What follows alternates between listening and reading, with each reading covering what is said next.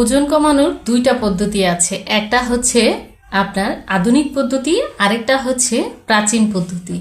ওজন কমানোর যে আধুনিক পদ্ধতিটা সেটা হচ্ছে ক্যালোরি ডিফিসিয়েন্সি, অর্থাৎ আপনার শরীরে যদি দৈনিক 2000 ক্যালোরির চাহিদা থাকে, আপনি যদি তার থেকে 500 ক্যালোরি কম খান অর্থাৎ 1500 ক্যালোরি ইনটেক করেন, সেক্ষেত্রে একটা ডেফিসিয়েন্সি তৈরি হবে, আপনার ওজন কমতে শুরু করবে।